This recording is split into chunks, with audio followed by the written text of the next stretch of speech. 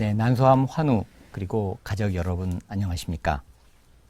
저는 서울 아산병원 부인암 센터에서 부인암 환우 가족분들과 함께하고 있는 산부인과 의사 김종혁입니다. 코로나19로 진료공간 이외에서는 만나 뵙기가 상당히 어려운 상황인데요. 이렇게 국내 암 치료를 선도하고 있는 서울 아산병원과 우리나라에서 혈액질환 환자 그리고 각종 암 환자들을 가장 잘 돕고 있는 한국혈액암협회가 함께 환자분들을 위한 이런 좋은 자리를 만들어서 온라인으로 함께 할 수 있음을 기쁘게 생각합니다. 오늘은 저와 세 분 교수님이 함께 난소암 환우분들께서 궁금해하시는 그런 내용들을 좀 쉽고 자세하게 설명드리는 그런 시간을 가져보고자 합니다. 먼저 오늘 함께 해주실 세 분 교수님을 소개해 드리겠습니다. 환자 사랑 그리고 강의, 아주 재밌는 강의로 유명하신 우리 김대현 교수님 소개해 드립니다. 네, 반갑습니다. 김대현입니다. 예, 다음으로는 국내에서 부인암 관련 논문을 가장 많이 쓰셨고 그리고 국내에서 가장 권위 있는 아산의학상 수상을 하시기도 하신 우리 박정렬 교수님 소개해 드립니다. 예, 안녕하십니까. 박성일입니다. 예, 세 번째로는 따뜻함 그리고 자상함의 대명사라고 할까요? 그리고 우리 실력파 이신화 교수님 소개해 드립니다. 예, 안녕하십니까. 서울 아산병원 이신화입니다. 예, 세 분 교수님 감사합니다. 오늘 이 난소암 온라인 공개 강좌는 난소암의 조기 발견을 위한 진단에서부터 치료, 그리고 재발 방지를 위한 관리 등 난소암 전반에 걸친 그런 강의와 더불어 환우분들께서 궁금해하시는 그런 내용을 답해드리는 그런 시간으로 이어지도록 그렇게 하겠습니다. 첫 번째 강의는 우리 김대현 교수님께서 난소암 조기 발견을 위한 진단에 관한 내용을 준비해 주셨고요. 이어서 박정렬 교수님께서 치료, 그리고 이신화 교수님께서 재발 방지, 그리고 환자의 그 관리 방법에 대해서 진행해 주시겠습니다. 그럼 김대현 교수님 강의 부탁드리겠습니다.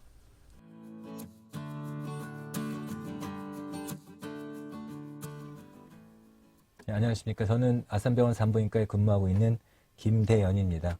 오늘 제가 말씀드릴 내용은 난소암의 조기 발견을 위해서 어떤 방법이 있을지 저희가 환자분들의 궁금하신 쪽 위주로 설명을 드리겠습니다.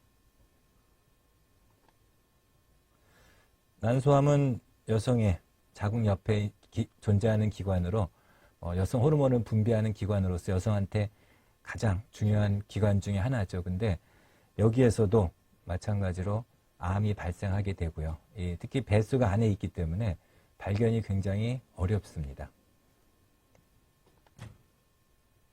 난소암은 그 나이가 증가할수록 발생이 증가하게 되고요.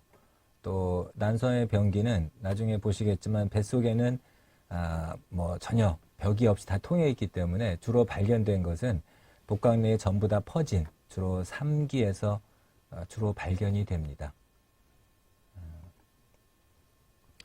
난소암의 증상은 처음에는 당연히 증상이 없겠죠. 그리고 시간이 갈수록 뭔가 특히 많은 분들이 이상한 막연한 소화장애 또는 배가 좀 더부룩하다, 통증, 그다음에 충만감, 좀 지나면 체중 감소도 올 수 있고요.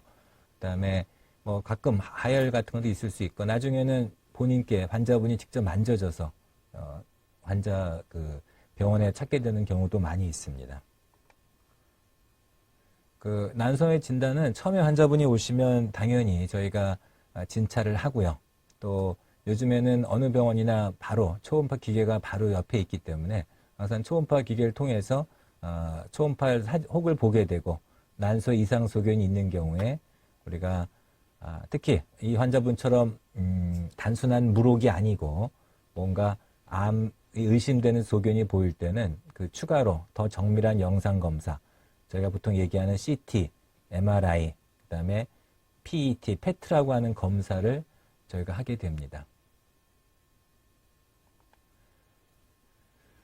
그리고 또 하나 저희가 하게 되는 것이 요즘에는 모든 병원에서 거의 다 시행하는 게 종양 표지자. 그래서 우리가 난소암에 대해서는 보통 로마라고, 의사들은 로마라고 부르는 혈액 검사가 있습니다. 그래서 우리가 난소암 수치라고 보통 부르는 CA125와 그 다음에 H4, 그 다음에 폐경 유무를 조합해서 그 특수한 알고리즘이 있습니다. 그래서 그걸 통해서 몇 퍼센트가 로마 값이 나오게 되고, 거기서 그 난소암의 고위험이다, 저위험군이다 판독이 나오는데, 이것 때문에 요즘 최근에 많은 환자분들이 저희 고위험군에 속했을 때, 물론 고위험군이라고 해서 다 암이라는 게 아닌데도 불구하고 굉장히 걱정이 많이 하고요. 실제로 의사들도 저 로마 값을 퍼센트로 과연 암이다 아니다 진단에는 참고는 할 수 있어도 우리가 확정적으로 보지는 않습니다.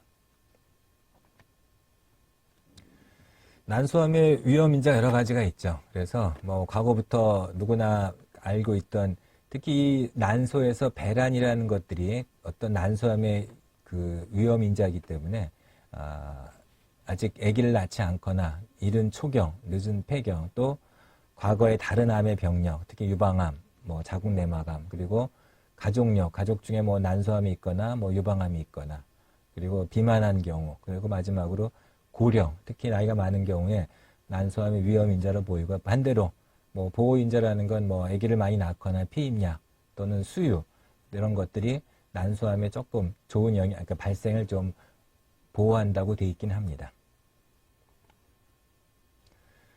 가족 중에 우리가 유방암이나 난소암 병력이 있다면 어떤 증상이나 어떤 문제가 없더라도 최소한 가계도 검사를 후에, 그 다음에 아까 말씀드린 그 BRCA라고 하는 유전자 검사가 있습니다. 그래서 그거를 통해서 우리가 앞으로 난소암 발생에 일착 도움이 될 수 있고, 또 이 검사에서 만약에 유전자에 이상이 있은 경우에는 보통 정기 검사를 필요로 합니다. 특히 이 BRCA 유전자는 브라카라고 보통 부르는데, 1과 있고 2가 있고 두 가지 유전자에서 우리가 이상 여부를 보게 되고, 거기서 유전자가 돌연변이가 있는 경우에 난소암과 유방암의 발생이 매우 높아집니다. 그래서 또 일찍 발견하고요. 하여튼 이러한 BRCA 브라카 유전자에 문제가 있는 경우에는 조금 더 검사를 자주 해야 되고요. 보통은 6개월 간격으로 질 초음파 검사, 그 다음에 CA125 난소암 수치 검사를 하고요. 그 다음에 유방도 같이 검사를 해야 되겠죠. 그 다음에 피임약, 그걸 먹으면 우리가 배란을 억제하기 때문에, 특히 그 난소를 미리 뗄 수 없는 젊은 여성들은 이렇게 약을 먹어서 배란을 억제하는 것도 난소암의 예방에 조금 도움이 된다고 돼 있고, 그리고 아까 유전자 문제가 있는 경우에는 결국은 우리가 난소 난관을 미리 떼는 것이 가장 그 예방은 되는데, 거기에 대해서 떼게 되면 또 여성 호르몬이 없기 때문에 이 예방전 난소 난관 절제술은 외국인 경우에 많이 시행하지, 한국 여성분들은 아직은 널리 하지는 않고요. 하지만 이걸 떼게 되면 난소 난관, 난소암의 예방에 큰 도움은 될 수 있습니다. 결국 마지막으로 여기 저 사진 보시면 이게 난소암 환자의 복강경 검사 사진입니다. 그러니까 동영상입니다. 보시면 결국 수술로 보고 조직 검사를 해야지 우리가 최종 진단을 할 수 있고요. 이 난소는 보시다시피 이쪽 아래쪽에 있지만 이 간에까지, 벌써 이 환자분도 특별한 증상이 없이 그냥 단순한 소화불량인데 벌써 간에까지 다 퍼져 있고요. 복수도 차 있고, 이런 식으로 특히 난소 이 옆쪽에, 뒤쪽에 이런 암이 번지게 되고, 이 대장 쪽에, 그래서 이 난소 환자 경우에 대장 증상 같은 게 소화불량 장애 같은 게 많이 나오게 됩니다. 그래서 이러한 그 진단 복강경이나 수술을 통해서 결국은 조직 검사해서 현미경으로 암이 확진되는 게 난소암의 최종 진단입니다. 다시 난소암의 조기 진단대 요약을 드리면, 결국 우리가 환자분이 이상이 느꼈을 때 병원을 방문해서 의사의 문진과 내진, 거기서 이상이 발견된 경우에 1차적으로 초음파 검사를 해야 되고요. 또 동시에 혈액 검사로 CA125라고 하는 종양 표지자 상승을 확인하고, 거기서 난소암이 의심되면 우리가 CT, MRI, 요즘엔 PET 검사를 같이 시행할 수 있고요. 하지만 최종 진단은 최종 검사는 결국 아까 보시는 진단 복강경 또는 개복 수술을 통해서 이러한 수술로 조직 검사를 하는 것이 난소암의 최종 진단이 되겠습니다. 예, 감사합니다.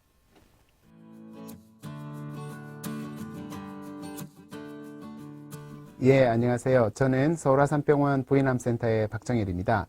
저는 재발 전이가 높은 난소암의 치료에 대해서 말씀을 드리도록 하겠습니다. 우선 여기서 난소암이라고 하는 것은 난소암 중에 가장 많은 부분을 차지하고 있는 상피성 난소암을 의미하는 것이 되겠고요. 때로는 이제 나팔관암, 난관암, 혹은 원발성 복막암이라고 진단을 받는 경우도 있는데, 사실 난소암이나 나팔관암, 난관암, 원발성 복막암은 그냥 똑같은 암이라고 생각하시면 됩니다. 뭐 발병 기전이라든지 치료, 예후 등이 똑같은 암이라고 생각하시면 되겠습니다. 그래서 제 강의에서 지금 말씀드리는 난소암은 상피성 난소암이고, 나팔관암, 난관암, 원발성 복막암을 모두 포함하는 것이다라고 생각하시면 되겠습니다. 이런 난소암의 치료는 병기에 따라서 조금씩 다릅니다. 그래서 난소암의 병기에 대해서 먼저 말씀을 좀 드리겠습니다. 암이 난소에만 있는 경우에는 1기가 되겠습니다. 보시는 그림에서처럼 이 암이 난소를 약간 벗어나서 골반 안에만 있는 경우가 2기가 되겠습니다. 그리고 조금 더 암이 진행을 해서 골반을 벗어나서 상복부까지 암이 침범한 경우, 그리고 그 림프절이라고 하는 것이 있습니다. 골반하고 복부에 큰 혈관 주변에 이런 땅콩 모양 것들로 생긴 게 있는데 그걸 림프절이라고 합니다. 그게 림프절에 전이가 있는 경우도 3기가 되겠습니다. 그리고 4기는 악성 흉수, 폐 주변으로 그 암으로 인해서 물이 차 있는 경우, 그런 경우 악성 흉수라고 부르는데, 악성 흉수가 있는 경우, 그리고 이 암이 복부 골반의 복막을 벗어나서 타장기, 간이나 폐, 뼈 등으로 원격 전이가 있는 경우를 포비기라고 부릅니다. 이 두 가지를 포함해서 4기라고 하게 되고요. 여기에서 난소암 1기하고 2기를 초기 난소암이라고 부릅니다. 근데 그리고 3기와 4기를 진행성 난소암이라고 부릅니다. 사실 불행하게도 난소암은 대부분 진행성 난소암에서 발견이 됩니다. 초기 난소암으로 발견되는 것은 전체 난소암의 20% 정도밖에 안 되고요. 대부분 80%가 진행성 난소암에서 발견이 됩니다. 그리고 초기 난소암도 대부분 처음에 이것이 암이다라고 의심을 해서 수술해가지고 진단되는 것이 아니라 암이 아닌 다른 양성 종양인 걸로 추정해서 수술한 이후에 조직 검사에서 우연히 난소암으로 진단되는 경우가 대부분이 되겠습니다. 그래서 이런 난소암은 이런 병기에 따라서 치료가 좀 달라지는데요. 우선 1기와 2기에 해당하는 초기 난소암의 치료에 대해서 말씀드리겠습니다. 초기 난소암은 여기 CT에서 보시는 것처럼 골반 안이나 난소에만 이렇게 암이 국한되어 있는 경우를 의미하는 거고요. 복강경 수술 장면입니다. 여기가 난소암에 해당하는데 이렇게 난소나 골반에 국한된 경우 초기 난소암이 되겠습니다. 이런 경우에는 우선 수술적으로 암을 제거하는 것이 1번이고요. 이렇게 암이 다 제거된 뒤에도 재발률을 낮추기 위해서 대부분 보조 항암제 치료를 하시게 됩니다. 이것이 초기 난소암의 치료법이 되겠습니다. 그래서 초기 난소암의 수술법에 대해서 좀 더 말씀드리면, 초기 난소암의 수술법은 병기 설정 수술이라고 부릅니다. 흔히 이제 개복 수술을 통해서 수술을 하시게 되고요. 반드시 시행해야 될 수술 술기들이 있습니다. 우선 자궁은 다 제거를 하게 됩니다. 자궁 체부, 자궁 경부 전부 제거를 하시게 되고요. 양측에 있는 난소 나팔관을 모두 제거하시도록 되어 있습니다. 그래서 이 그림에서 보시는 것처럼 이렇게 제거를 하시고요. 그 다음에 앞서 말씀드린 림프절로 암이 잘 전이가 되기 때문에 골반 및 대동맥 옆 림프절 절제술을 함께 시행하시게 됩니다. 그리고 이제 대망 절제술도 시행을 하시게 되는데요. 이 대망이라고 하는 조직은 왼쪽 맨 아래에 있는 그림에서처럼 이 장들을 덮고 있는 지방으로 구성되어 있는 조직입니다. 이 대망으로도 암이 잘 전이되는 것으로 되어 있기 때문에 대망 절제술을 함께 하시고요. 그리고 대부분의 경우에는 이제 흔히 맹장 수술이라고 하는 충수돌기 절제술도 함께 시행하게 됩니다. 그리고 복막에 전이가 있는지 확인하기 위해서 복막 생검도 하게 되고, 이제 복수에 암세포가 있는지 복수 세포 검사까지 하시게 됩니다. 왜 암이 난소에만 국한되어 있는데 이렇게 다른 장기들도 다 제거하느냐 궁금하실 겁니다. 육안으로 봐서 혹은 CT로 봐서 이 암이 난소에만 있는 것처럼 보여도 실제로 이런 조직들을 떼어내서 현미경으로 조직 검사를 해보면 암 전이가 있는 경우가 한 15% 정도 됩니다. 그래서 이런 경우는 병기가 1, 2기가 아니라 유관상으로는 1, 2기지만은 현미경 조직 검사에서 3기로 올라가는 경우가 되기 때문에 그것을 확인하기 위해서 이렇게 다른 조직들도 함께 제거하는 것이 표준 수술로 되어 있습니다. 그래서 이러한 수술을 이제 병기 설정 수술이라고 부르고 있습니다. 이런 병기 설정 수술은 그러면 개복 수술만 가능하냐? 아닙니다. 초기 난소암에서는 경우에 따라서 개복을 하지 않고 복강경 수술이나 이제 로봇 복강경 수술을 할 수가 있습니다. 복강경 수술은 복부에 이런 작은 구멍만 뚫어서 수술을 하는 것이고요.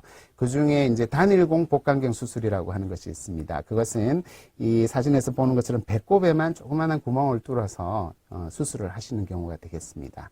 로봇 복강경 수술이라고 하는 것은 이러한 복강경 수술을 하면서 사용하는 이 수술 기구나 수술 장비가 로봇 장비인 것입니다. 그래서 로봇 장비를 이용한 복강경 수술이 되겠습니다. 그러면 이런 복강경 수술과 로봇 복강경 수술은 어떤 장점이 있느냐? 개복 수술에 비해서 흉터가 작기 때문에 이제 미용상 더 좋은 수술이 되겠고요. 출혈도 적고 수술 후 통증도 적습니다. 그리고 회복도 빠르고 퇴원이 빠르죠. 그래서 일상생활이나 직장생활로 복귀가 빠릅니다. 그리고 수술 후 합병증 발생이 적다는 이런 많은 장점이 있습니다. 그렇지만 모든 경우에 있어서 이러한 수술을 할 수 있는 것은 아니고요. 일부에 있어서는 가능하겠습니다. 예.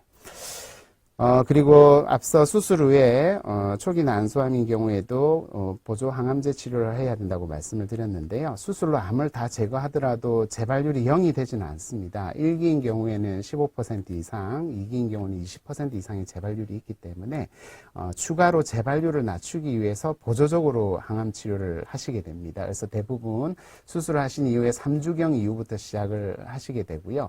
표준 항암제가 결정이 되어 있습니다. 파클리탁셀이라고 하는 약과 카보플라틴이라고 하는 약의 조합을 사용하시게 되고요. 이 두 가지는 다 정맥 주사제가 되겠습니다. 이 두 주사제는 하루 만에 다 들어가게 되고 3주 간격으로 해서 6차까지 시행하시게 됩니다. 첫 항암 주사는 이제 입원 해수주로 시행하시게 되는데요. 이 항암제에 대한 이제 알러지가 있는 경우도 있을 수 있고 예측 못한 부작용들도 발생할 수 있기 때문에 입원해서 진행을 하시게 되고 만일 첫 번째 항암 주사에서 뭐 특별한 문제가 없었다 그러면 그 이후 항암 주사는 외래에서도 가능하시겠습니다. 네. 최근 들어서 난소암 발생률에 있어서 좀 특징적인 거는 난소암 발생 빈도가 국내에서 급속히 증가하고 있다는 것하고 특히 20대와 30대에 출산을 완료하지 않은 젊은 여성에서 난소암 발생률이 증가하고 있다는 것입니다. 그래서 20, 30대 여성의 경우에는 아직 출산을 완료하지 않은 상태에서 난소암 진단받는 경우가 있을 수 있습니다. 그래서 이런 경우에도 가입력 보존 치료가 가능한데요. 모든 경우에 다 할 수 있는 것은 아닙니다. 난소암 1기인 경우에만 조심스레 시행할 수 있는 걸로 되어 있고요. 난소암 1기이면서 치료 후 임신을 원하는 경우에 자궁하고 정상인 반대측 난소를 보존하면서 수술을 시행하는 겁니다. 그래서 이런 경우에도 그 1측의 난소 나팔관만 제거하는 것은 아니고요. 앞서 말씀드렸던 병기 설정 수술을 모두 시행은 해야 됩니다. 그러면서 자궁과 반대측 난소는 보존을 하는 거고요. 수술 이후에 역시나 보조 항암 치료도 시행을 하셔야 됩니다. 그래서 암이 다 없어졌다라고 하면 그 이후에 원하는 시점에 임신 시도를 할 수 있겠습니다. 현재까지 이런 치료를 받고 그 출산까지 완료하신 분들이 상당히 많습니다. 현재까지 나와 있는 그 임신 결과들을 보시면은 난소암의 가입력 보존 치료 이후에 임신율이라든지 뭐 임신 결과들은 그 일반 여성 인구들의 임신 결과하고 크게 다르지 않은 것으로 보여서 상당히 좋은 것으로 생각하고 있습니다. 예. 그러면 다음은 이제 3기, 4기의 진행성 난소암의 치료에 대해서 좀 말씀을 드리겠습니다. 초기 난소암 치료하고 대동소이합니다. 대부분은 수술을 먼저 시행받으시게 되고요. 그 다음에 보조 항암제 치료를 하시게 됩니다. 근데 진행성 난소암은 재발률이 아주 높기 때문에 보조 항암 치료까지 끝난 다음에 재발률을 낮추기 위해서 재발을 억제하는 유지요법을 하시게 되는데 주로 표적치료제를 이용하시게 되고요. 경우에 따라서는 수술을 먼저 하시지 않고 선행항암 치료라 그래서 항암제 치료를 3차례 먼저 받으시고 수술을 한 다음에 보조 항암 치료와 표적 치료제로 유지요법을 하는 그런 치료 전략도 있습니다. 이 두 가지 중에 한 가지를 하시게 됩니다. 밑에 CT를 보시면은 진행성 난소암인 경우에 이제 CT 모습을 나타낸 거고요. 난소에만 암덩어리가 있는 것이 아니라 복강 내에 복막에 전이들이 많이 보이는 소견이 되겠고요. 복수도 이렇게 많이 차게 됩니다. 그리고 페트라고 하는 사진도 많이 찍게 되는데 이 페트에서 까맣게 보이는 빨간색으로 표시된 부분들이 다 암의 모습입니다. 진행성 난소암은 이런 식으로 보이게 되고요. 이 복강뿐만이 아니라 흉부라든지 목 부위에도 이렇게 전이가 일어나는 경우도 있습니다. 수술장에서 개복한 이후에 암의 모습을 보면 이런 식으로 복강 내 복막에 암들이 쫙 퍼져 있는 이런 양상으로 보이게 됩니다. 진행성 난소암의 수술은 특히 최대 종양 감축 수술이라고 부릅니다. 말 그대로 종양을 줄이는 수술이 되겠습니다. 최대한으로 줄이는 것입니다. 그러니까 최소한의 암만 남기든지 모든 암을 다 제거하는 수술이 되겠습니다. 그러면 이렇게 암이 쭉 퍼져 있는데도 수술을 해야 되느냐? 수술을 정말 할 수 있나?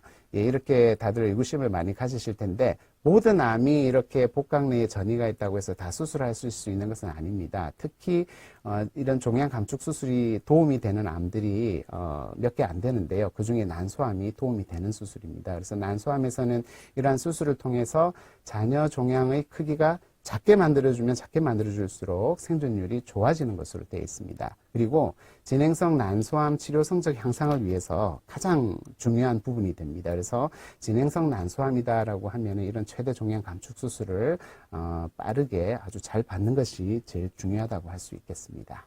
예, 이런 최대 종양 감축 수술은 역시나 개복 수술을 통해서 하시게 되고요.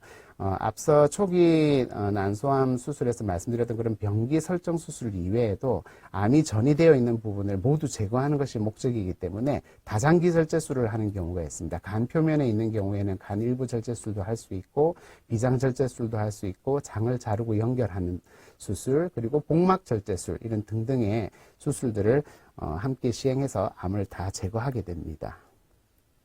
그리고 이렇게 종양 감축 수술을 하신 이후에는 역시 재발률을 잔여 종양을 추가로 없애거나 재발률을 줄이기 위해서 보조 항암 치료를 하시게 됩니다. 그것은 앞서 말씀드렸던 보조 항암 치료 원칙하고 비슷하고요. 약제도 파크리탁셀과 카보플라틴을 가장 많이 사용하고 있습니다. 예, 그러면 이렇게 진행성 난소암으로 진단받은 모든 환자분들이 이런 큰 수술을 즉각적으로 받으실 수 있는 것은 아닙니다. 무슨 내과적인 합병증이 있는 분이라서 큰 수술을 견딜 수 없거나 혹은 암이 너무 많이 진행돼서 바로 수술을 할 경우에 암을 충분하게 다 제거할 수 없다라고 판단되는 경우에는 우선 항암제 치료를 3번 해서 암을 확 줄여놓고 그 다음에 수술을 하시는 방법도 있습니다. 이것도 역시 표준 치료 방법이 되고요. 수술을 먼저 하시는 경우하고 비교해서 치료 성적은 비슷하다라고 되어 있습니다. 이런 경우에는 선행항암 치료를 3번 하시고 최대 종양 감축 수술을 하실 때 최대 종양 감축 수술을 잘 하고 수술 직후에 수술 중 온열 항암 화학요법이라고 해서 하이팩이라고 하는 치료를 하실 수가 있습니다. 이것을 하시면 치료 성적이 더 좋아진다라고 되어 있기 때문에 최근 들어서 많이 시행을 하고 있습니다. 예, 이 수술 중 온열 항암 화학요법은 이런 겁니다.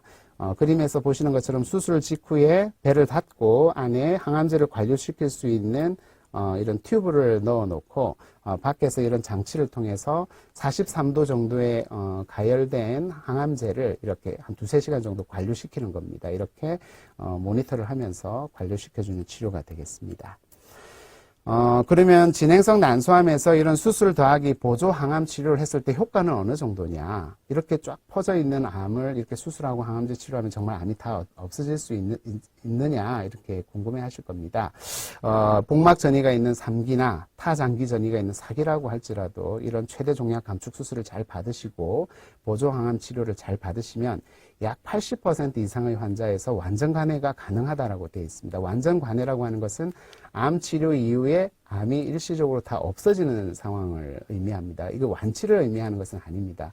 왜냐하면은 경과 관찰하시다 보면은 80% 이상이 재발을 하기 때문에 그렇습니다. 그래서 최근에는 이렇게 수술하고 항암 치료 이후에 완전 관해가 왔을 때 재발을 억제하기 위해서 표적치료제를 이용해서 지속적으로 유지요법을 하는 것이 추천이 되고 있습니다. 그래서 현재까지 난소암에 사용할 수 있는 표적치료제 여러 종류가 있는데 몇 가지 소개를 드리면요. 첫 번째로 나온 것이 베바시주맙이라고 하는 약입니다. 이건 주사제가 되겠고요.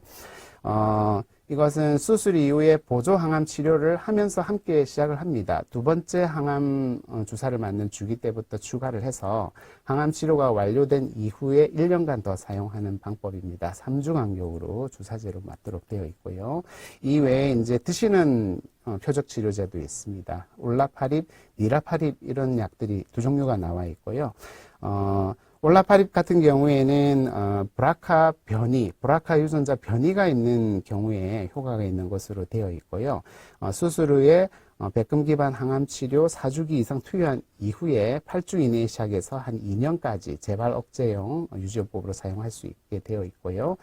제줄라라고 하는 약은 브라카 변이가 있는 경우에도 효과가 있지만 브라카 유전자 변이가 없는 경우에도 효과가 있는 것으로 되어 있습니다. 역시 항암 치료 이후에 12주 이내에 시작해서 이 약은 재발이 없으면 쭉 드실 수 있는 약입니다. 그래서 재발이 발견되는 때까지 계속 재발 억제용으로 드실 수 있도록 되어 있고요. 아마 올 가을 겨울 사이에 브라카 변이가 있는 환자들의 경우에는 이 두 약제가 보험 급여가 될 거로 지금 기대를 하고 있습니다. 예, 그 브라카 유전자 변이 검사는 모든 환자분들에서 다 할 수 있는 것은 아닌데 상피성 난소암, 난관암, 복막암이 있는 환자들에서는 다 시행을 하실 수가 있습니다. 지금 보험급여도 되고 있고요. 그리고 환자분이 브라카 유전자 변이가 있다라고 한다면 그 가족분들도 보험급여를 받아서 검사를 하실 수가 있게 되어 있습니다. 그러면 브라카 유전자 변이 검사는 어떻게 하나? 예, 두 가지로 합니다. 한 가지는 이제 환자분의 혈액에서 환자분의 유전자 변이가 있는지를 검사를 하시게 되고, 그리고 환자분의 난소암 조직에서도 유전자 변이가 있는지를 검사를 하시게 됩니다. 그래서 난소암 환자분의 유전자 변이가 있는 경우에는 그것은 유전이 됩니다. 가족분들에게. 그래서 가족분들도 검사를 해야 되고요. 이런 유전자를 가지고 계신 경우, 변이를 가지고 계신 경우에는 70세까지 이제 난소암 유방암 발병 위험이 증가하는데 난소암 위험도는 44%, 유방암 위험도 11% 정도 됩니다. 일반 여성 인구에서 70세까지 난소암이나 유방암이 발생할 확률은 1% 이내라고 보고 있거든요. 그래서 상당히 높은 겁니다. 그래서 이런 경우는 예방적으로 난소 절제술도 추천드릴 수가 있습니다. 그러면 이런 브라카 유전자 변이가 있는 암은 변이가 없는 암에 비해서 어떤 의미가 있느냐? 네, 브라카 유전자 변이가 있는 난소암은 전체 난소암의 한 15% 내지 20% 정도 되는 것으로 알려져 있는데요. 브라카 유전자 변이가 없는 암에 비해서 항암제 치료에 아주 잘 듣는 것으로 되어 있습니다. 그리고 앞서 말씀드린 표적 치료제인 올라파립, 니라파립 치료에 잘 듣는 것으로 되어 있습니다. 그래서 다른 암에 비해서 예후가 좋은 암으로 알려져 있습니다. 예. 그리고 이제 마지막으로 이제 난소암의 표적 치료제인 면역항암제에 대해서 말씀을 드리고 제 강의를 마치도록 하겠습니다. 현재 난소암에서 사용할 수 있는 면역항암제는 펜브롤리주맙하고 니볼루맙이라고 하는 주사제가 지금 사용할 수 있도록 되어 있는데 아직 처음 진단된 난소암의 치료에서는 아직 잘 사용은 안 되고 있습니다. 대부분 재발암 치료에 사용이 되고 있고요. 앞으로 이제 좀 더 연구가 더 진행이 된다면은 처음 치료에서도 사용할 수 있는 길이 열리지 않을까 이렇게 생각이 듭니다. 네, 이상으로 재발 전이가 높은 난소암의 치료에 대해서 말씀을 드렸습니다. 예, 경청해 주셔서 감사합니다. 안녕하십니까. 저는 서울 아산병원 산부인과 부인암센터에 근무하고 있는 이신화입니다. 오늘 난소암 이제 온라인 공개 강좌 자리를 맞이해서 난소암 환우분들 그리고 가족분들 포함해서 난소암에 대해서 관심이 있는 많은 분들이 본 강의를 들어주실 거라고 생각하고 있는데요. 앞서서 이제 난소암의 진단에 대한 부분을 잘 진행을 해주셨고, 그리고 두 번째로 이제 난소암의 치료에 대한 부분, 굉장히 이제 방대한 양들인데 그런 부분을 말씀을 해주셨고요. 세 번째 강의 내용으로 이제 저는 난소암 재발 방지를 위한 관리 방법, 이제 어떤 거를 통해서 재발 방지를 좀 할 수 있을까, 이제 그런 부분에 대한 내용들을 준비를 해보았습니다. 첫 번째 보여드리는 지금 이 슬라이드는 사실은 앞에서도 많이 얘기가 됐던 부분인데 한 번 더 강조하고 싶은데요. 난소암 환자 수에 대한 거를 1995년에 전체 이제 우리나라의 난소암 환자 수가 2,313명이 있었는데 2018년에 됐더니 1만 1,500명이 넘게 난소암 환자가 있다라는 이러한 통계가 있었습니다. 1995년에서 2018년이 될 때까지 우리나라 인구가 이렇게 뭐 5배가 많아진 건 아니겠죠, 당연히. 난소암 환자 수가 이렇게 계속 늘어나고 있는 이유는 난소암의 경우에는 일단 진단을 받고 치료를 하는 과정에서 완치가 되지도 않으면서 그렇다고 너무너무 막 그 치료 성적이 좋지 않아서 많이 사망을 하시는 그런 암도 아니면서 재발을 굉장히 많이 하고 재발을 하면 또 치료를 하고 다시 또 관리를 하다가 재발을 하면 또 치료를 하고 이렇게 재발과 치료를 반복을 하는 암이기 때문에 이런 식으로 환자의 수가 점점 누적이 되어가고 있고요.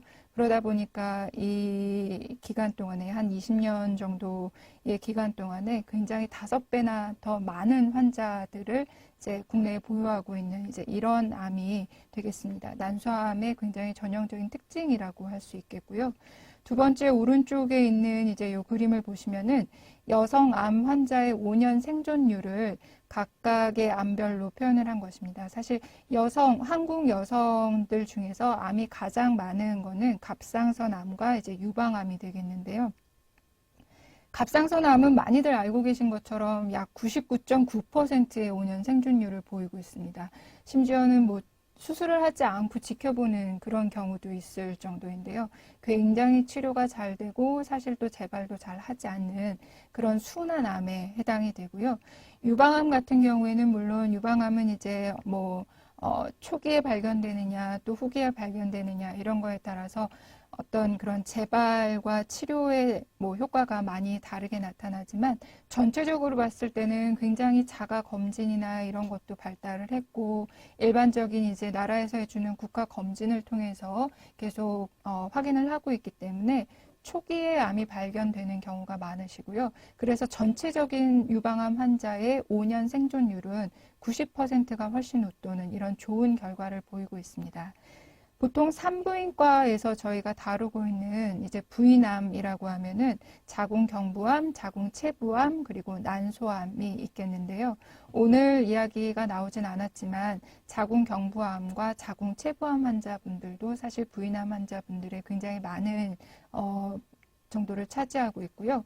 자궁경부암 같은 경우에는 예전에 이제 우리나라에서 가장 많았던 부인암인데 요즘은 이제 예방 백신이 나온 지도 10년이 넘었고 그리고 이제 국가 검진을 통해서 초기에 암이 되기 전에 발견되는 경우도 많기 때문에 자궁경부암 환자분들은 많이 줄고 있는 상태입니다. 전체적으로 자궁경부암의 경우에는 5년 생존율이 80%를 웃돌고요.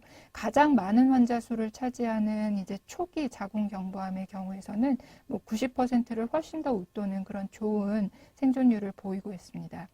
자궁체부암 같은 경우 저희 흔하게들 알고 계시는 이제 자궁내막암이다라고들 알고 계시는데요. 자궁체부암 같은 경우에는 초기에 발견되는 경우도 굉장히 많고요. 이제 또 조금 더 진행성에서 발견되는 경우도 있는데 초기와 진행성의 경우 이제 치료 성적이 굉장히 많은 차이를 보이고 있기는 하지만 전체적으로 봐서는 5년 생존율이 거의 90%에 육박하는 굉장히 좋은 치료 성적을 보이고 있고요.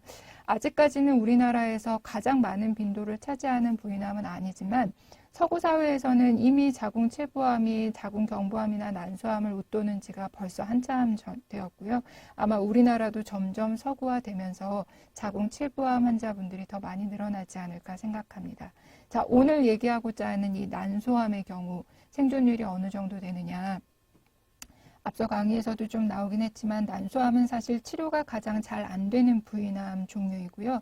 실제로 전체 난소암 환자분들의 5년 생존율은 약 65% 정도. 그래서 다른 뭐 유방암 갑상선뿐만이 아니라 자궁 경부암과 자궁 체부암에 비해서도 굉장히 낮은 5년 생존율을 보이고 있는데, 특히나 이 중에서도 난소암이 처음 진단될 때 한 7, 80% 정도의 분들이 3기, 4기 이렇게 많이 진행이 된 상태에서 발견이 된다라는 것을 고려할 때는 3기나 4기 진행성 난소암 환자분들의 경우는 전체적인 5년 생존율이 그분들만 따로 이제 저희가 봤을 때는 한 20% 미만이 되는 경우를 보이고 있습니다. 그래서 사실 이런 많은 난소암 환자분들의 5년 생존율은 굉장히 좀 다른 암에 비해서 많이 낮다라는 것을 알 수가 있고요. 그렇게 해서 생존율이 낮은 이유, 당연히 암을 초반에 치료를 잘 하더라도 초기 치료, 1차 치료를 굉장히 성공적으로 하더라도 워낙 재발을 많이 자주 하는 그런 암이기 때문에 난소암의 경우는 이렇게 생존율이 낮게 보고가 되고 있는데요. 실제로 그러면은 이런 난소암에 대해서 오늘 제가 얘기하고자 하는 재발 방지를 위해서 어떤 관리를 하느냐, 사실은 그러면 어떻게 추적 검사를 하고 이럴 거냐라고 하는 게 이제 어떻게 보면은 강의의 핵심이 될 텐데요.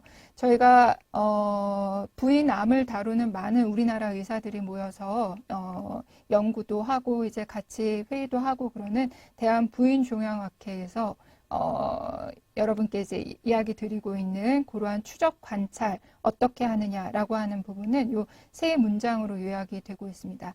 첫 번째는 치료 후에 종양 표지자, CA125라고 많이 들어보셨죠? 종양 표지자 검사를 이제 혈액 검사를 통해서 한다라고 하는 부분이고요.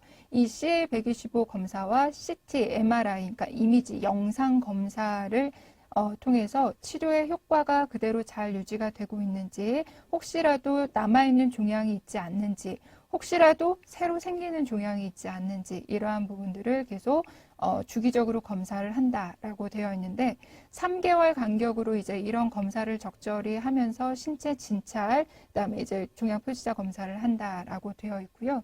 사실 이제 이 부분은 처음에 치료를 완료하고 초반에는 2 내지 4개월에 한 번씩 검사를 하는 것이 좋다라고 되어 있고, 초기 2년 추적 검사가 끝난 다음 그 후에 한 3년 정도는 4 내지 6개월에 한 번씩 검사를 한다. 그래서 이렇게 검사 간격은 이제 질병의 상태에 따라서 조금씩 조정을 하게 되어 있고요.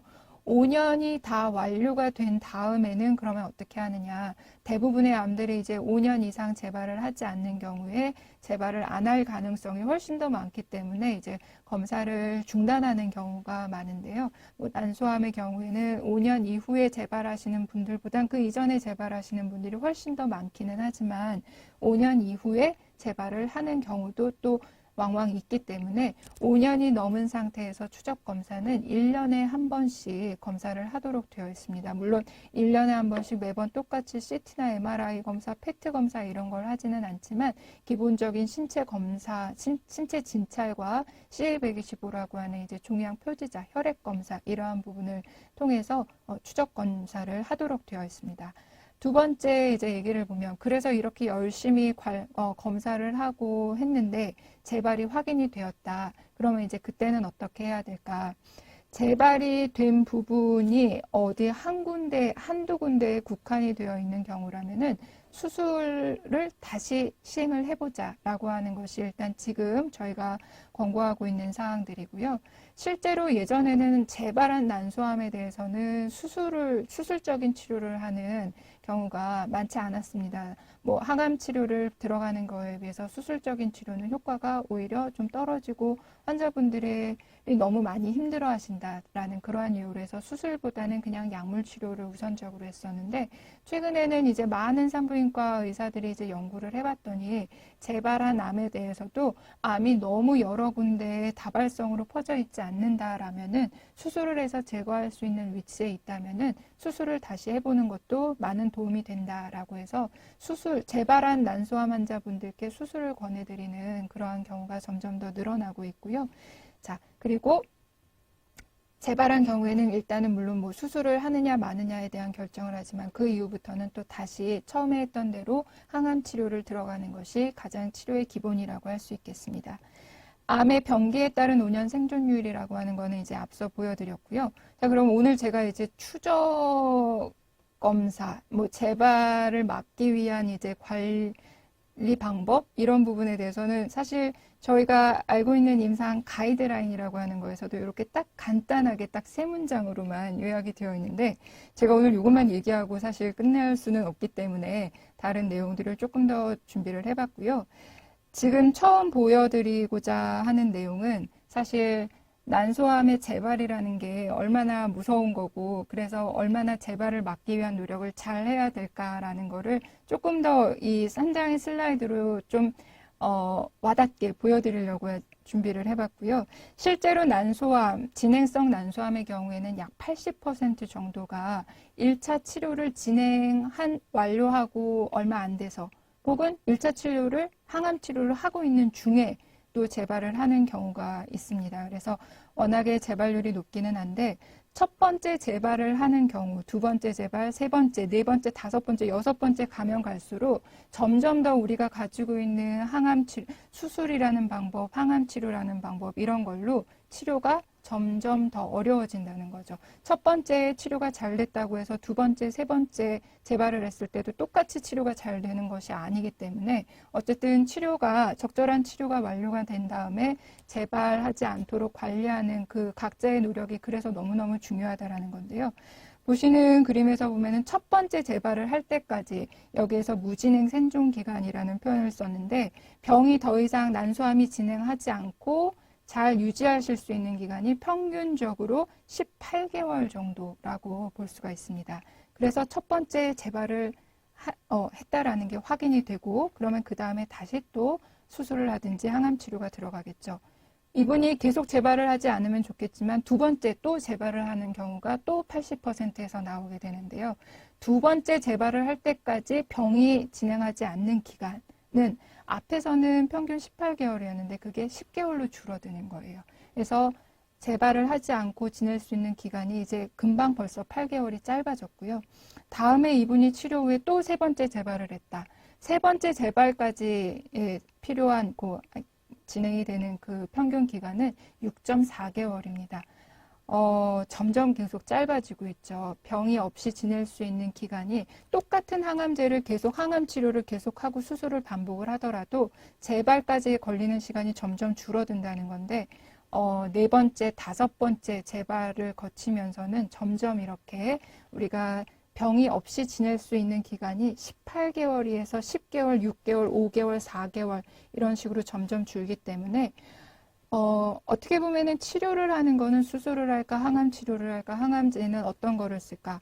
여러분들이 선택하실 수 있는 선택의 기회는 굉장히 적겠죠. 사실 선택을 할 수 있는 부분이 아니고 어찌 보면 의사들이 정해드리고 있고요. 저희들이 정해드리고 있고 저희도 사실은 저희 마음대로 정하는 게 아니라 가이드라인대로 딱딱 정해진 순서대로 하고 있는데 근데 이제 똑같은 치료를 하면서도 사실은 항암제가 계속 들어가면서도 이런 식으로 재발을 할 때마다 계속 치료의 과정이 어려워지고 재발은 점점 더 빨리 하고 그러기 때문에 어쨌든 재발을 하지 않도록 할 수 있는 모든 노력을 하는 게 어떻게 보면 난소암 치료에 있어서는 가장 중요한 부분이 아닐까라고 생각을 하고 있고요.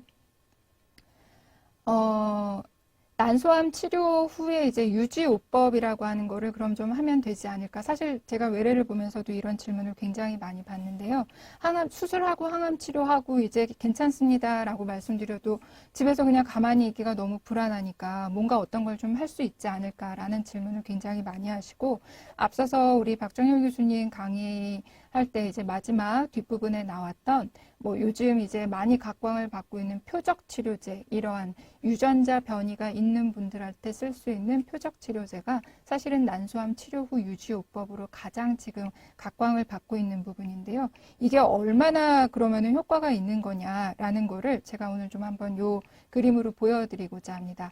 맨 앞에 까만 그 동그라미가 난소암에서 이제 처음 항암제 효과가 있다라고 이제 나왔던, 뭐 이름을 들어보신 적 있는 분들도 계실 거예요. 시클로포스파말, 독소루비신, 시스플라틴, 이런 굉장히 고전적으로 잘 듣는 이런 항암제가 나왔을 때 우리 요 높이가 중요합니다. 지금 요런 약을 통해서 난소암 재발하지 않고 병이 진행하지 않게끔 하는 정도가 한 우리 요 단계로 한 2단계 정도 됐다라고 했을 때, 그 후에 한 몇십 년 뒤에 이제 더 좋은 약이라고 나왔던 뭐 파클리탁셀, 시스플라틴, 파클리탁셀, 카보플라틴, 우리 1차 치료를 할 때 항상 쓰시게 되는, 처음 들어보셨던 항암제 이름이죠.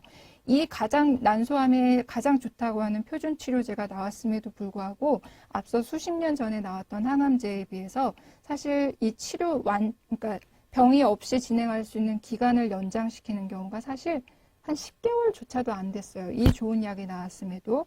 그리고 이제 그 다음에 노란색으로 보이는 그림이 베바시주맵이라고 하는 아바스틴이라는 이름으로 알고 계시죠?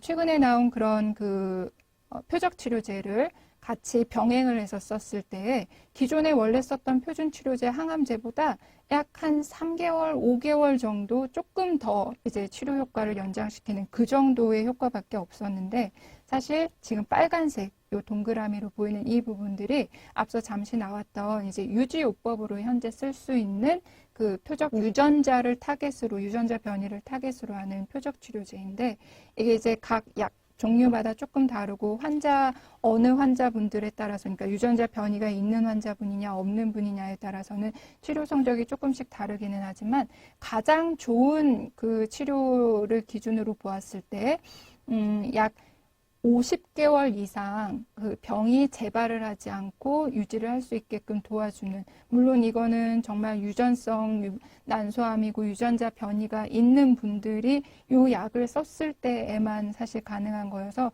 굉장히 국한돼, 우리나라 전체 난소암 환자분의 한 15% 정도밖에는 해당이 안 되는 거지만, 어쨌든 이 약을 씀으로써 기존에 저희가 난소암에서 썼던 이 많은 항암제들의 효과를 너무나 뛰어넘는 좋은 효과가 나왔던 거죠. 그래서 사실은 오늘 제가 강의하는 내용 제목에서 재발 방지를 위한 관리 방법으로 이러한 유지요법이라는 거를 하실 수 있는, 뭐 유전자 변이가 있고 혹은 유전자 변이가 없더라도 또 기타 여러 가지 어떤 이유로 해서 이런 약제가, 표적 치료제가 도움이 될 거다라고 병원에서 얘기를 들으신 분은 사실 이런 약제를 선택하실 수 있습니다. 뭐 아직까지는 보험 적용이 되진 않았지만 앞에서 잠깐 얘기 나왔던 대로 아마 보험 적용을 하기 위해서 계속 노력을 하고 있고, 올해 안에 이제 해결이 되지 않을까 다들 기대를 하고 있어서 여기에 해당이 되시는 분들은 사실은 유지요법을 하면 좋을 것 같고요. 현재 뭐 다른 이런 이제 여러 가지 종류의 표적 치료제들도 있고 면역 치료제들도 있고 그러지만, 현재 유지요법으로 쓸 수 있는 거는 원래 항암제에 같이 썼던 아바스틴을 쓰거나, 또는 이런 유전자를 타깃으로 하는 파프 억제제란을 쓰는 것, 그리고 파프 억제제와 이 두 가지를 비교하는 거에 있어서는 환자분들의 여러 가지 상태마다 너무 다르기 때문에 병원에서 이제 추천을 해주시는 그런 부분들을 잘 들으시고 결정하시면 좋을 것 같습니다. 사실 여기까지가 제가 재발 방지를 위해서 병원에서 해드릴 수 있는 그 굉장히 중요한 내용들이고요. 여기까지만 하고 나면은 그러면은 사실 이런 표적 치료제를 못 쓰는 분들, 이런 경우 어떻게 해야 되나 하는 또 고민도 있으실 것 같아서, 저희가 보통 일반적인 암의 재발을 막기 위한 건강 관리 방법, 일전에 한번 이제 이런 내용으로 또 이런 자리를 통해서 강의를 한 적이 있었는데요. 그때 소개해드렸던 내용을 조금 더 좀 같이 말씀을 드리겠습니다. 사실 우리나라 보건복지부에서 이제 국민암 예방 수칙이라고 해서 1번부터 10번까지를 발표를 한 게 있습니다. 그래서 보면은 여러 가지 사실 다들 알고 계시는 내용인데 이제 실천하기는 어려운 그런 부분들인데요. 뭐 건강관리를 위해서 다 알고 계셔야 되는 부분들일 것 같고요. 이 중에서도 특별히 이제 우리 암 환자분들 환자분들의 관리를 위해서 중요한 거는 영양인데 영양이라고 하는 거, 영양 관리는 뭐 실제로 뭐 체중을 유지하고 이런 부분들이 사실은 뭐 수술과 항암 치료를 위해서 손상된 우리 몸의 많은 조직들이 건강하게 재생될 수 있도록 도와주기 위해서는 그 어떤 영양제보다도 사실은 밥을 잘 드시는 그런 영양 관리가 너무 중요하기 때문에 그 부분이 굉장히 중요하다라는 거를 말씀드리고요. 그러면 어떻게 영양을 관리하느냐, 뭘 먹어야 되느냐, 당장 이제 뭘 먹어야 되느냐를 물어보시는데요. 정답은 다들 사실 또 이것도 알고 계세요. 골고루 드시면 됩니다. 뭔가 하나를 드시는 것보다는 뭐든지 다 골고루 충분히 소화가 잘 되게 드시는 게 가장 중요한데 굉장히 원론적인 얘기지만 사실 이거를 항상 물어보세요. 네, 그리고 저는 또 항상 이렇게 답변을 드립니다. 잘 못 지키시는 거죠, 다들. 굉장히 중요한 부분이 되겠고요. 골고루 여러 가지 영양소가 다 이제 포함될 수 있도록 골고루 드시는 게 좋겠다 하는 부분이고 당연히 다 알고 계신 것처럼 운동이 중요하겠죠. 그럼 암 환자분들이 운동을 하는 거에서 얼마나 어떻게 운동을 하는 게 좋겠느냐. 중등도의 유산소 운동을 일주일에 150분 이상 하라라고 건강한 성인들에게 이제 권고를 하고 있습니다. 그래서 물론 이제 여기에서는 나이가 조금 더 있으신 65세 이상의 조금 이제 연령이 있으신 어르신 같은 경우에는 꼭 일주일에 150분을 지키실 필요는 없고요. 건강 상태에 따라서 이제 각자의 운동 범위를 결정을 하시면 되겠는데 그러면 중강도 유산소 운동이라는 게 뭐냐라는 질문이 당연히 나오겠죠. 그걸 일주일에 150분을 해야 되는데 적어도 10분 이상 지속이 되는 약간 그러니까 말은 가능하지만 노래를 부를 수는 없는 정도의 운동이 중강도의 유산소 운동이라고 표현을 하고 있습니다. 그래서 이러한 정도의 운동을 일주일에 150분, 2시간 30분 정도는 하는 게 좋겠다라고 하는 부분이고요. 그래서 앞서 말씀드렸던 물론 이제 운동도 중요하지만 뭐 비만과 스트레스를 막는 이런 것들도 일반적인 건강을 위한 방법들이 사실은 난소암의 관리를 하는 데 있어서도 가장 중요하다라는 것을 얘기할 수 있겠습니다. 그리고 예방접종도 굉장히 중요한 부분이긴 한데 요즘 뭐 제가 외래 진료 볼 때 보면 가장 많이들 물어보시는 게 코로나 예방 백신에 대한 부분이고 아직까지는 뭐 여러 뭐 데이터가 없어서 코로나 예방 백신 뭐 안전하냐 이런 건 알 수는 없지만 일단은 맞는 편이 맞지 않는 편보다는 좋다라고 하는 거는 우리나라에 아직도 코로나 확진자가 워낙에 많기 때문에 그런 부분에 있어서는 저희가 각자의 현재 컨디션에 따라서 좀 상담을 드리고 있습니다. 자, 그래서 난소암 환자의 건강 관리를 위해서는 이런 여러 가지 뭐 원래 암으로서의 위험 인자를 다스리는 것뿐만이 아니라 일반적인 건강 상식을 위해서 영양과 운동과 이런 것들을 다 같이 잘 해주시고 예방 접종 이런 것도 잘 챙겨야 된다라고 하는 부분이고요. 제가 보통 이제 환자분들을 대상으로 하는 강의를 할 때 항상 마지막에 보여드리는 건데요. 안젤리나 졸리가 사실 난소암 유방암이 생기진 않았지만 이제 위험 인자를 가지고 있고 그래서 그거를 대처하기 위해서 정말 수술을 하는 예방적 수술을 하는 적극적인 노력을 한 굉장히 미국의 유명한 헐리우드 배우죠. 안젤리나 졸리가 이제 했던 얘기인데요. 삶에는 많은 도전들이 있고 그 도전들 중에서 우리가 정말로 두려워하지 말아야 하는 것들은 이 통제하고 조율할 수 있는 도전들은 정말 끝까지 열심히 잘 해보자라는 이러한 얘기를 했는데 암이 진단이 되었다고 해서 그리고 혹시라도 한두 번 재발을 해왔다고 해서 앞으로 아무것도 할 수 없다. 너무 무기력하게 지내지 마시고요. 여러 가지 뭐 건강 관리 병원에서 하는 것뿐만이 아니라 집에서 할 수 있는 여러 가지 관리들을 열심히 하시면서 건강한 생활을 좀 누릴 수 있으셨으면 좋겠습니다. 네, 감사합니다.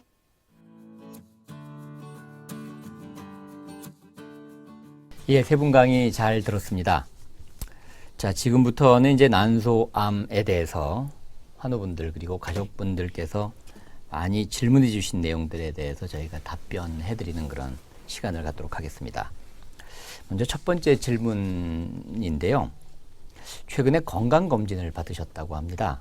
근데 난소에서 한 4.5cm 정도의 이 고형 성분이 있다. 뭐 그런 말씀을 들으셨다 그러고 고형 성분이 있는 그런 낭종을 발견했다.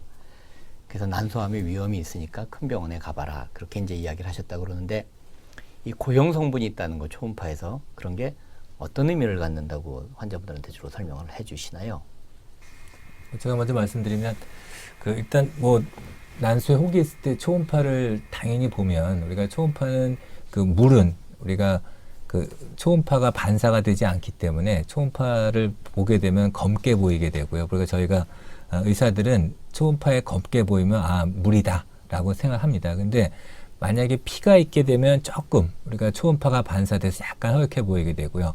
아까 말한 고형이라는 건 어떤 덩어리죠. 우리가 아까 그 난소암 진단 때 보셨겠지만 난소암은 덩어리이기 때문에 이런 초음파가 반사돼서 하얗게 보이게 되고요. 그래서 난소 안에 그런 고형이 있으면 물론 난소암 말고도 고형으로 보이는 혹들은 많이 있습니다. 근데 일단 의사들은 물혹과 물혹이 아닌 걸 구분하게 되고 고형이 있을 때 암 가능성이 있다고 판단해서 그 뒤에 아까 말씀드린 추가 검사를 하게 되기 때문에 고형이 있다는 거랑 그런 것들은 초음파 소견에서 암을 시사하는 어쨌든 여러 가지 소견 중에 하나고 우리가 무시할 수는 없는 소견이라고 봅니다. 예, 감사합니다. 그러면 이제 고형 성분이 있고 또 이제 이분은 그 피 검사를 했더니 우리가 난소암 수치라고 많이 알려져 있는 CA125가 높게 나왔다. 이제 이런 말씀을 듣고 이제 큰 병원으로 오신 분인데 그러면 앞으로 이제 어떤 검사를 받게 되실까요, 이분은? 제가 다시 말씀드리면 일단 CA125가 높고 난소에 혹이 있을 때는 물론 저희가 병원에 오시면 여러 가지 과거력, 그다음에 환자의 질병, 그다음에 가족 중에 어떤 난소암이나 유방암이 있는지, 그다음에 그거와 더불어서 결국은 이제 병원마다 다를 수는 있는데요. 저 같은 경우에는 뭐 CT 또는 뭐 페트라고 하는 이러한 검사들을 추가로 해서 다른 곳에 이상이 있나 없나 보게 되는데 결국은 이 암을 우리가 유방암의 경우에는 우리가 유방에 혹이 있다고 해서 암이라고 말할 수가 없고 우리가 바늘로 조직 검사를 해야 됩니다. 근데 난소는 뱃속에 있기 때문에 조직 검사가 쉽지는 않아요. 그래서 결국 아까 말한 진단 복강경이라고 하는 또는 뭐 개복 수술을 통해서 난소 조직을 얻어서 결국 암을 진단하게 되고 진단한 후에는 뭐 상황에 따라서 추가 이제 치료를 받게 되겠죠. 이런 것이 일단 기본적인 난소암의 진단 과정입니다. 예, 감사합니다. 그 우리가 건강검진 항목에도 CA125라는 항목이 있고 사실은 CA125는 암인 경우에는 올라갈 수 있지만 암 아닌 경우에도 올라가기도 하기 때문에 CA125 하나만 가지고 암이다 아니다 우리 판정하지는 않고 있지요. 다른 검사, 다른 피 검사도 이렇게 좀 같이 봐야 되는데 그런 거에는 또 어떤 것이 있을까요? 좀 여러 가지가 있는데 아까 저희 강의에 잠깐 나온 것처럼 그 HE4라고 원래는 전립 그 다른 조직에서 나오는 물질인데 이상하게 정상 여성에는 없다가 난소암이 생기면은 그런 물질이 발현되는 물질 중에 하나가 우리가 그 HE4라고 하는 물질이라서 저희가 CA125라는 물질은 정확히는 난소암의 직접적인 표지자는 아니지만 이 같은 거와 겹했을 때 합쳤을 때 난소암의 진단이 올라가서 요즘에는 로마라고 하는 그런 몇 가지 물질을 합한 검사를 하고 있고요. 거기서도 하여튼 높게 나온 것들이 저희 임상 의사들한테는 굉장히 중요하긴 한데 그걸 갖고 100% 진단은 어렵기 때문에 저는 그냥 환자들한테는 참고하라고 얘기하지 너무 걱정하지 말라고 합니다. 네. 그 로마는 검사를 하면 되게 이제 뭐 암일 확률이 몇 프로다 이렇게 이제 나오는 거로 돼 있어서 그렇지만 그게 뭐 퍼센티지가 높게 나왔다고 반드시 암인 것도 아니고 그러니까 지나치게 걱정하지 말고 전문가 의견을 또 개별적으로 다 다르기 때문에 그런 거를 잘 참고하라 이제 그런 말씀이시겠네요. 되게 난소암을 이제 진단받는 경우 중에 요새는 이제 젊은 사람들, 특히 미혼이거나 아니면 갓 결혼한 분들이 덜컥 난소암이 진단되는 경우도 요새 왕왕 있습니다. 또 결혼도 요새 늦어지다 보니까 이제 그런 경우도 많은데 난소암에 걸리고도 이제 출산을 좀 해야 되겠다. 이제 그런 생각을 하는 분들이 많을 것 같은데 어떤 조건이 돼야 그 소위 출산력, 임신력을 보존할 수 있는 그런 그 치료를 받을 수 있을까요? 상피성 난소암 진단됐다 하더라도 가입력 보존 치료라고 해서 암이 있는 난소 쪽만 제거를 하고 자궁하고 이제 반대측 난소 나팔관을 보존해서 임신까지 이룰 수 있는 방법이 있습니다. 근데 모든 경우에 다 할 수 있는 것은 아니고요. 방금 말씀드린 것처럼 암이 난소에만 국한되어 있는 1기인 경우에만 시행을 하실 수가 있습니다. 그래서 수술을 하시면서 암이 있는 쪽에 난소 나팔관만 제거를 하고 반대측 난소하고 자궁을 보존을 하는데 제가 아까 강의에서도 말씀드렸지만 병기 설정 수술이라고 해서 림프절 절제술하고 대망 절제술, 복막 조직 검사, 세포 검사 등등을 함께 시행을 해야 됩니다. 그리고 수술 이후에는 재발률을 낮추기 위한 보조 항암제 치료를 반드시 하셔야 되고요. 그 치료까지 완료한 다음에 이제 암이 다 없어졌습니다라고 되면 그때부터 이제 원하는 시점에 임신 시도를 하실 수가 있겠습니다. 그리고 그 임신 성적은 현재까지 보고된 것들에 따르면은 일반 인구의 여성들에서의 임신 성적하고 비슷할 정도로 상당히 괜찮은 것으로 되어 있습니다. 그래서 수술을 하시기 전에 암의 범위가 어느 정도 되는지 영상검사 등등을 면밀하게 받아서 1기에 해당하는 것으로 추정되는 경우에는 임신을 원하시는 경우에는 가임력 보존 치료를 안전하게 하실 수가 있겠습니다. 예, 그렇게 치료를 해서 이제 가임력 보존 수술을 받은 다음에 이제 항암 치료까지 끝나고 그다음에 한 어느 정도가 경과해야 뭐 예를 들어 결혼하신 분 같으면 한 어느 정도 지난 다음부터 임신을 할 수 있다. 보통 그렇게 얘기를 할 수 있을까요? 물론 뭐 오래 지나면 지날수록 더 재발 확률이 떨어지고 그렇기는 하지만 일반적으로 한 어느 정도 기간을 하는 것이 좋을까요? 예, 그 부분에 대해서는 이제 그 치료자들마다 생각이 조금 다르실 수는 있는데요.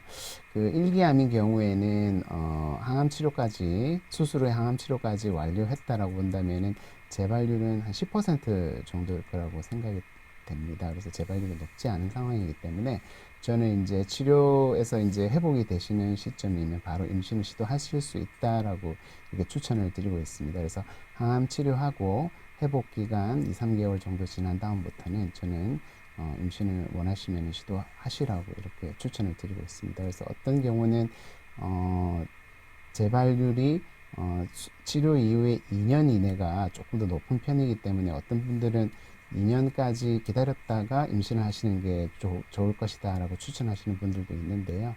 만약에 본인의 나이라든지 현재 상황을 고려해서 빨리 임신을 해야 된다고 한다면은 항암 치료 완료하고 회복 기간만 약간 지나도 임신하는 것은 크게 문제가 없을 거라 생각이 듭니다. 뭐 물론 경우에 따라서 다 다르고 그 담당 선생님 의견을 들어야 되겠지만 전체적으로는 이제 그 약간의 그런 보통 한 2년 정도를 이야기하지만 경우에 따라서는 빨리 할 수도 있다 이제 그런 말씀이시군요. 그 이제 난소암 이제 좀 진행된 난소암에 관한 질문을 좀 말씀드려 보겠습니다. 그 난소암이 이제 이렇게 진행이 돼서 이제 복수도 차고 그래서 이제 오셨을 때 물론 예전에는 다 바로 수술 오면은 진단되면 바로 수술하는 게 원칙이었는데 최근에는 먼저 항암제를 쓰자 이제 그렇게 말씀하시는 경우도 많이 있다고 하면서 환자들이 이제 어떻게 해야 되나요 하고 물어보는 경우가 많은데 어떤 경우에 먼저 항암제를 쓰고 어떤 경우에 먼저 수술을 하고 뭐 그런 그 어떤 경우가 있을 수 있을까요?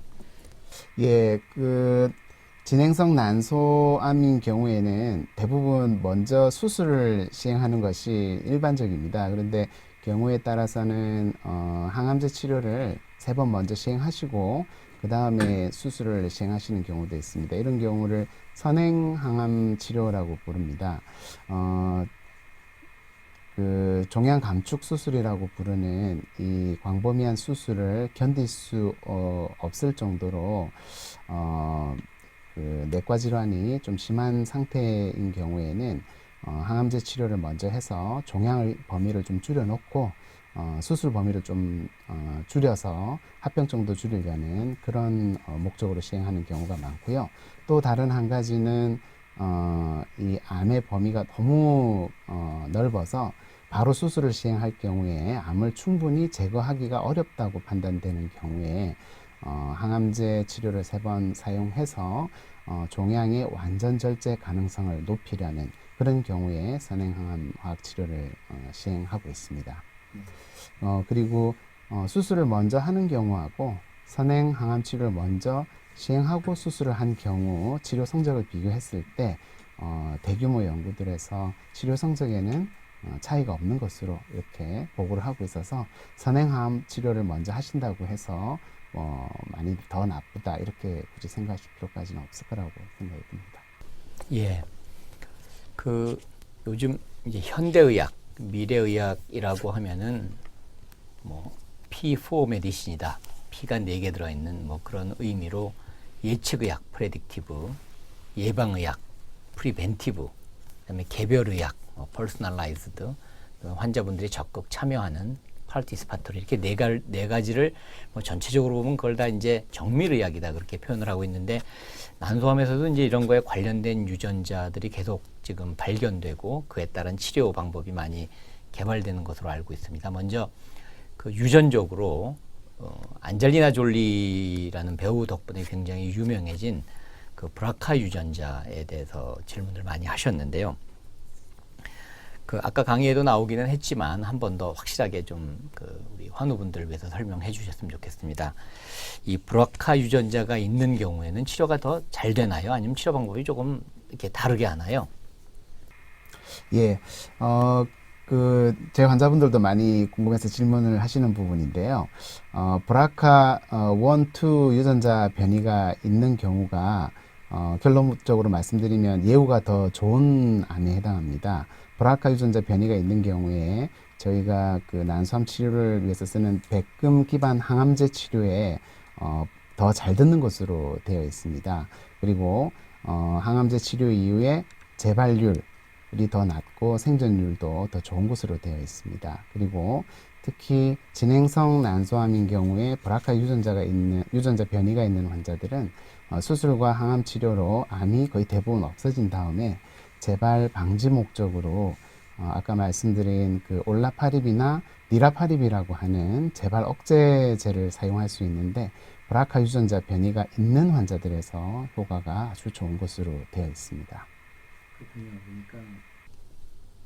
브라카 유전자가 있으면 암은 잘 생기지만 일단 생기면은 치료도 잘 되고 그에 따른 약도 또 많이 나와 있는 뭐 어찌 보면 좀 아이러니 같기는 한데 이제 그렇다고 알고 계시면 되겠습니다.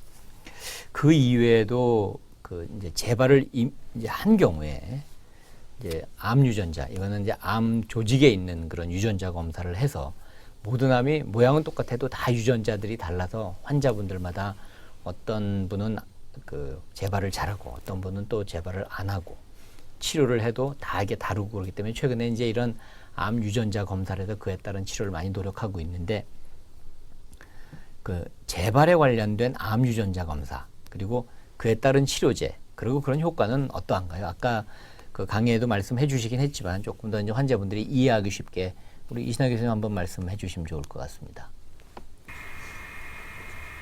네. 일단 재발을 잘하는 유전자가 어떤 것이 있을까 이제 이런 거를 보는 거는 굉장히 많은 연구들이 진행이 되어 오고 사실 다양한 유전자에 대한 이야기들이 있지만 아직까지는 저희가 어느 한두 가지 유전자를 가지고 얘기하기에는 연구 결과가 좀 부족한 부분들이 많고요. 안타깝게도 사실 현재까지 난소암의 경우에는 다른 폐암이라던가 대장암이라든가 이런 조금 더 어떤 특정한 유전자의 변이가 있어서 암이 만들어지고 그리고 뭐 치료를 하는 거에 있어서도 이 유전자의 변이 여부를 보는 그런 표적이 되는 그런 유명한 유전자를 갖고 있지 않은 그런 암으로 난소암은 알려져 있습니다. 하지만 그 앞서서도 계속 좀 반복적으로 얘기가 나왔던 이제 안젤리나 졸리가 갖고 있었던 그런 브라카 유전자라고 하는 거가 현재로서는 난소암을 치료하는 데 있어서 그 유전자의 변이가 있느냐 없느냐에 따라서 새로운 약을 선택을 할 수 있는 이제 결정을 하는 그런 굉장히 중요한 차이가 되고 있고요. 그래서 그 유전자 변이가 있느냐 없느냐를 사실은 난소암이 진단이 되신 분들께는 저희는 뭐 대부분 이제 거의 다 검사를 시행하시도록 권고를 하고 있는데 방법은 그냥 피 검사를 통해서 보는 내가 태어날 때부터 유전적으로 갖고 태어나는 그런 변이를 가지신 분들이 전체 난소암에서 한 15% 정도가 되고요. 그렇게 피 검사를 통해서 조금 더 간단하게 볼 수 있는 방법도 있고, 그렇지만 15%가 아닌 다른 분들에서도 실제로 암 조직이 생기면서 거기에서 브라카라고 하는 유전자의 변이가 새롭게 생겨나는 경우가 있기 때문에 이러한 변이를 가지신 분들도 전체 난소암에서 약 20% 가까이나 되기 때문에 이러한 부분들을 보기 위해서는 저희가 그 종양 조직에 있는 유전자 검사를 또 따로 들어가고 있고요. 사실 아직까지는 유전자 검사 이런 방법이 많이 발전이 되고 처음 이제 도입이 되었을 때보다는 비용적인 이런 부분도 많이 좋아졌지만 아직까지는 좀 상당히 높은 비용으로 검사를 받으셔야 합니다. 다만 난소암인 경우 특히나 3기, 4기 진행성 난소암인 경우에는 비용은 비싸지만 어느 정도 저희가 그거를 나라에서 보조를 해주고 있기 때문에 되도록이면은 많은 분들이 이제 본인 암에 어떤 유전자 변이를 갖고 있는지를 보는 검사를 좀 더 정밀하게 하셔서 앞서서 말씀하셨던 그런 앞으로도 계속 개발된 그런 약들이 있을 거고요. 그런 약들을 뭔가 시도해 볼 수 있는 그런 많은 기회를 가지실 수 있으면 좋겠다라는 생각입니다. 예. 사실은 마지막 질문 이제 하나 드리려고 하는데 다른 병원에서 치료를 받으시다가 이제 이 서울 아산병원과 같은 이런 대형 병원으로 오시는 분들은 이제 새로운 약제에 대한 희망을 걸고 오시는 분들이 많습니다. 그래서 지금 대표적으로 진행되고 있는 임상시험 그 몇 가지 좀 소개해 주셨으면 좋겠고요. 또 이제 임상시험에 대한 뭐 환자분들의 그런 기대라 그럴까 이제 그런 게 크기 때문에 임상시험에 관한 뭐 그런 그 임상시험을 대하는 그 이제 환자분들의 어떤 자세라고 할까 그런 마음가짐 뭐 그런 거에 대해서 간단히 말씀해 주시면 좋겠습니다. 네. 굉장히 중요한 부분이 되겠고요. 그동안에 이제 난소암에서 저희가 고전적으로 사용하고 있는 항암제들도 물론 좋은 효과를 보이는 약들이 많이 있지만 사실 새롭게 개발하는 약들은 최소한 기존에 쓰고 있는 약들보다 조금이라도 더 좋은 효과를 가진 약들을 찾는 그러한 과정들인데 그렇기 때문에 사실 의료진이 생각을 하기에는 원래 쓸 수 있는 약들보다 조금이라도 더 좋은 약을 더 먼저 환우분들께 소개해 드린다는 그런 의미로 굉장히 적극적으로 임상시험에 참여하실 것을 이제 설명을 드려도 사실 많은 환우분들이 마치 내가 실험 대상이 되는 것 같은 그런 느낌을 받으시면서 임상시험에 참여하는 것을 좀 꺼려하시는 경우들도 있고요. 하지만 반대로 요즘은 이제 다른 병원에서 어떤 임상 시험이나 이런 거에 대한 이제 소개를 받으시고 조금 더 큰 병원에 오셔서 나에게 맞는 정말 약을 좀 소개해 주실 수 없는지 이런 상담을 하시는 분들도 있습니다. 실제로 저희 서울 아산병원 지금 부인암 센터에서는 난소암 관련돼서 새로운 약제의 효과를 이제 함께 알아보는 그러한 임상 시험이 최소한 난소암에 대해서만 해도 10건 이상의 임상시험을 진행을 하고 있고요. 현재 준비하고 있는 임상시험도 5건 이상을 계속 하고 있습니다. 여태까지는 사실 적용할 수 없었던 약제들을 적용을 하는 거기 때문에 임상시험에 참여하실 수 있는 어떤 조건들이 굉장히 복잡하고 제한적으로 되어 있지만 그러한 조건들이 맞는 분들이라면은 말씀드린 것처럼 사실 기존의 약보다 조금이라도 더 좋은 그런 효과를 볼 수 있을 것으로 생각되고요. 워낙에 이제 임상시험을 위해서 이제 준비하고 있는 인력들이 굉장히 많습니다. 임상시험에 참여를 하시게 되면 뭐 간호사, 연구 간호사들 뿐만이 아니라 여러 이제 많은 분들이 약에 대한 효과와 그 다음에 안전성과 환자분의 상태를 파악하기 위한 많은 노력을 하고 있기 때문에 좀 더 정말 컴팩트한 팀에서 환우분들의 치료를 도와드린다는 그런 부분에 있어서도 임상시험에 참여했을 때 장점이 있을 것 같고요. 네, 많은 관심을 기울여 주셨으면 좋겠습니다. 예. 하루빨리 그다음에 새로운 약이 많이 개발되어서 난소암 환자분들의 치료에 도움이 많이 되었으면 좋겠습니다. 예, 오늘 난소암의 진단 그리고 치료, 재발 이런 관리 이런 거에 대해서 이제 환우분들 그리고 보호자분들께서 궁금해하시는 그런 그 내용을 많이 이야기를 나누었습니다. 궁금증이 어느 정도는 해소되었을 수도 있지만 많이 부족한 점도 많이 있으시리라고 생각합니다. 저희는 많이 아쉽지만 이만 이제 마무리를 지어야 될 것 같은데요. 환우분들 그리고 가족분들 이 긴 투병 생활에 많이 힘들고 지치실 수도 있겠지만 그 치료를 해주시는 주치의선생님 말씀 잘 듣고 힘든 시간을 이겨내셔서 모두 좋은 결과를 가지셨으면 좋겠습니다. 예, 그럼 저희는 이만 인사드리고 다음번에 또 다른 기회에 또 인사드리도록 하겠습니다. 예, 세 분 교수님 수고하셨습니다. 예, 감사합니다.